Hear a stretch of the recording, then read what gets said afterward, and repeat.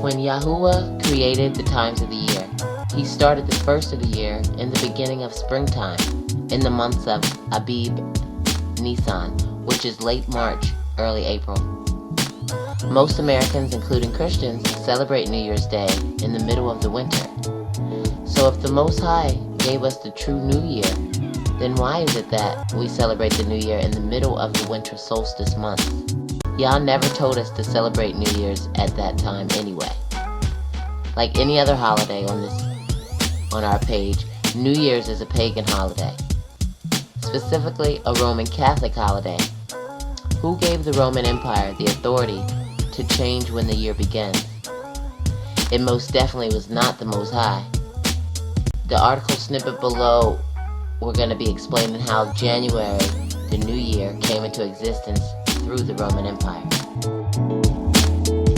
Ancestry Magazine, November 1st, 2000. When the Romans came to power, they continued to observe the New Year in March, in the springtime. However, the Roman calendar frequently changed based on the wishes of various emperors, and it eventually became unsynchronized with the sun. In an effort to restore a static calendar, the Roman Senate declared January 1st as the official beginning of the new year in 153 BC. As the Catholic Church explained, it was strongly opposed to the celebration of the Romans' New Year and denounced it as paganism. However, as Christianity became more widespread, the religious observances of the Catholic Church began to coincide with many of the pagan celebrations. In 46 BC, Roman Emperor Julius Caesar instituted the New Year's festival on January 1st. Because Caesar adopted the Julian calendar, he switched the New Year to the 1st of January to coincide with the Roman Saturnalia, along with the customs that came with it. By the Middle Ages, the New Year was moved to March 25th by the Celts to correspond with the Germanic spring rites of fertility. In 1582, Pope Gregory XIII reinstituted the Roman New Year's date of January 1st due to his acceptance and adoption of the Gregorian calendar. He thrust his calendar on the Western world, and it is the current calendar system that we adhere to today. The traditions and customs of the holiday has basically been the same for about 4,000 years, give or take. So let's take a look at how this New Year's phenomenon began. Earl W. Count, 4,000 Years of Christmas, pages 20 through 21. Mesopotamia is the very ancient mother of civilization.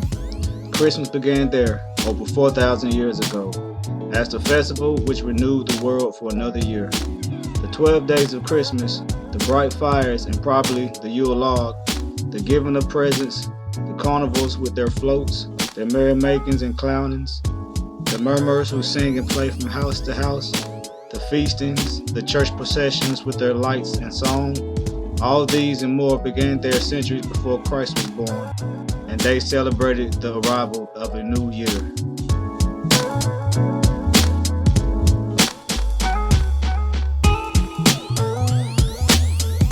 Kronos, Father Time, ancient Greek god.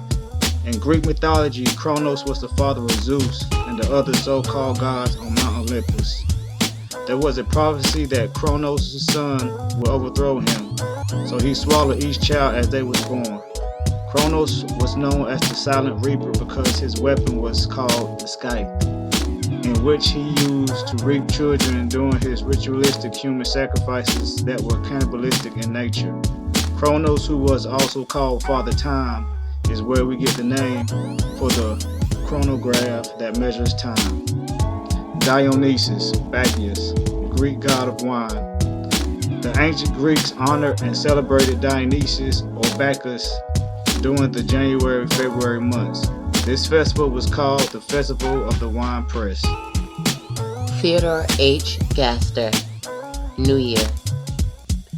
Actually, the New Year babe is far older than he looks. In ancient Greece, it was customary at the great festival of Dionysus to parade a babe cradled in winnowing basket This was taken to symbolize the annual or periodic rebirth of that god as the spirit of fertility.